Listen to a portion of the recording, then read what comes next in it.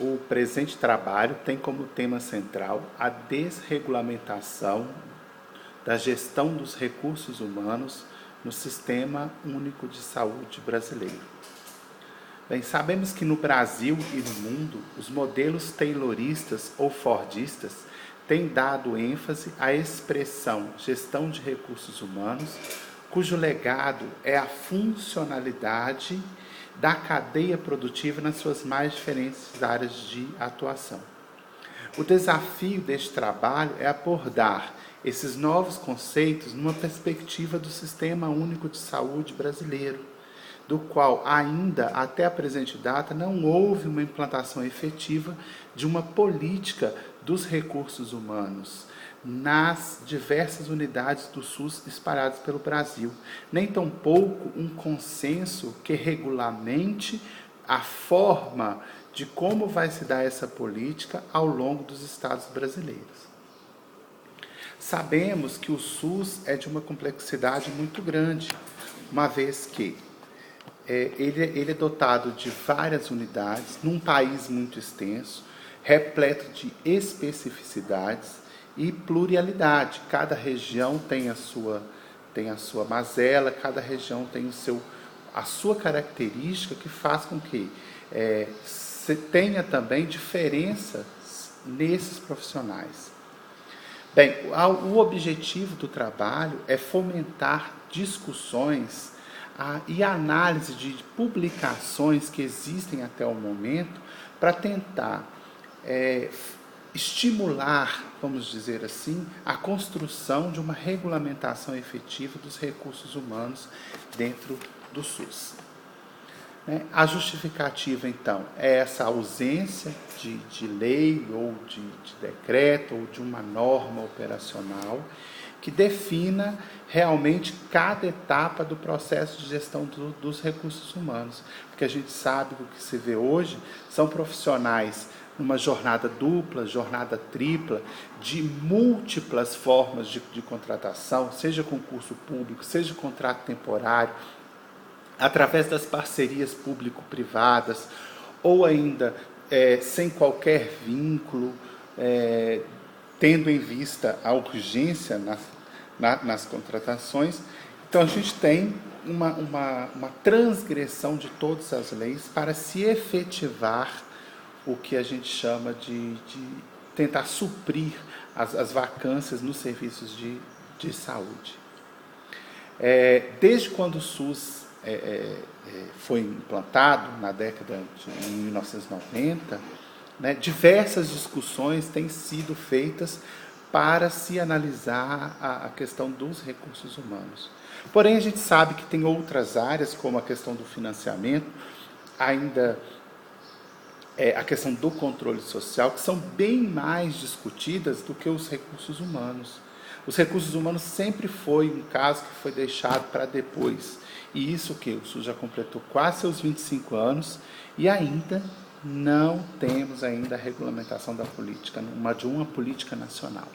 Então, o trabalho aqui que a gente está apresentando, ele está voltado para a linha 3, da linha das questões das políticas públicas no âmbito nacional. Só para referenciar teoricamente, eu gostaria de citar aqui um documento que foi elaborado na terceira Conferência Nacional de Saúde, ainda antes da implantação do SUS, que já havia uma discussão a respeito da falta de planos de carreira para os profissionais gestores de saúde. Então, naquela época, já se debatia essas questões. E depois disso, foi um processo de discussão que durou quase 10 anos para se chegar a uma norma operacional básica. O que são essas normas operacionais básicas? Essas normas são os instrumentos que o SUS coloca para regulamentar a Lei 8080 de 1990.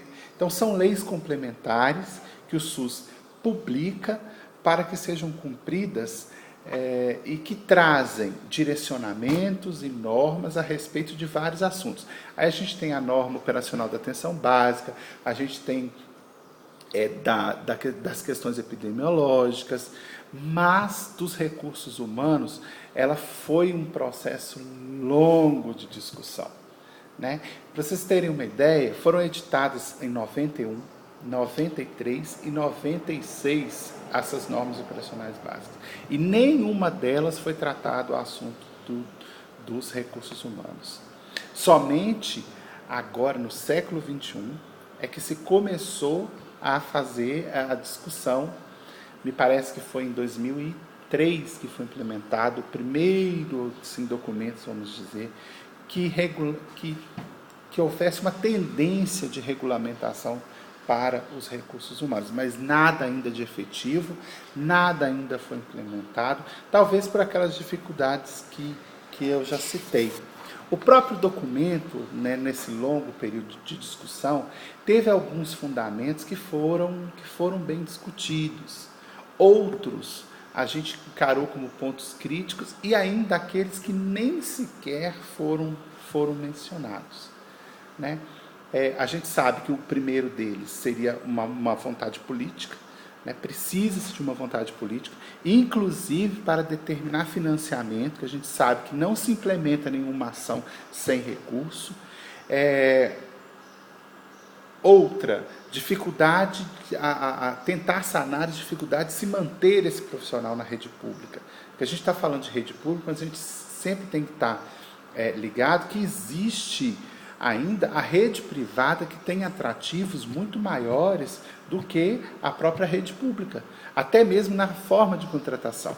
A rede privada trabalha a questão da CLT e geralmente o serviço público trabalha com estatuto, o que não é tão vantajoso para o funcionário.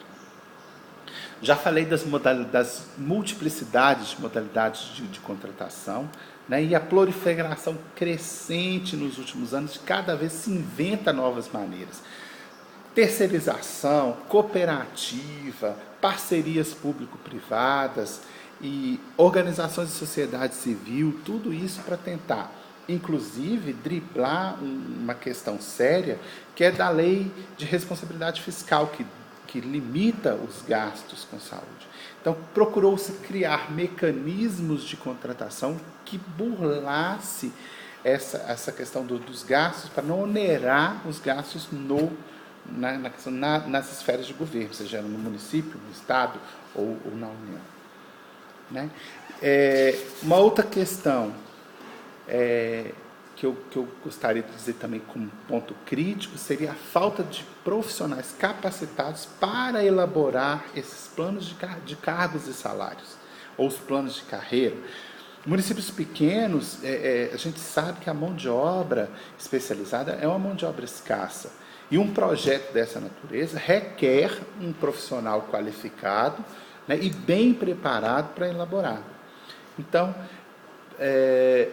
o governo federal deixa na mão dos entes federados que cada um complemente a lei ou siga a diretriz nacional para implementar suas próprias leis. Mas isso a gente sabe que não funciona, né? Ao mesmo tempo que ele tentou sanar o problema das particularidades, mas também peca na isonomia salarial. Às vezes o município vizinho paga mais, o médico sai daqui atraído por um salário melhor numa cidade vizinha. Então, tudo isso é um dificultador para a questão dos recursos humanos. O que tem se visto ultimamente entre os municípios é a chamada de regulação solidária. Eles têm se unido e tentado, numa região, através de seus colegiados micro-regionais, implantar políticas regionais de recursos humanos, ou combinar salários naquela determinada região, de modo que o município não pague mais do que o outro, ou ainda tentar, através de ações, tirar das capitais dos estados, que a gente sabe que é um outro problema, a mão de obra e trazer para o interior. Então, tudo isso acaba gerando uma complexidade tão grande na implantação do processo. Queria dizer também que ainda muito pouco nós engateamos. Então, não existe uma proposta de implementação de uma política, né? Por enquanto, no SUS, não existe nada ainda fechado. Essa questão da interiorização que que é uma questão também precisa ser melhor discutida, melhor orientada. A gente citei os exemplos das políticas microrregionais, mas o governo federal ele tem que incrementar alguma coisa. E também a relação precisa melhorar das 3 esferas de governo. Ou seja, os governos precisam sentar para conversar sobre recursos humanos. Porque a gente sabe que é um gargalo e que é uma questão que vai implicar diretamente na oferta de serviços. Profissionais bem treinados, profissionais qualificados, profissionais satisfeitos, a gente sabe que é garantia de serviço, de um bom atendimento. Então, para finalizar, eu gostaria de só mencionar que o trabalhador está lá na ponta, atuando, mas ainda pouco se valoriza aquele profissional. A gente cobra muito assistência, cobra muito hospitais bons, cobra muito infraestrutura, mas a gente esquece de cobrar, às vezes, uma valorização daquele profissional, que só esse aspecto, que o investimento, isso já é provado lá dos grandes estudiosos, de Taylor, de Ford, que o investimento em recursos humanos garante uma qualidade efetiva nos serviços para qualquer situação. Então, um grande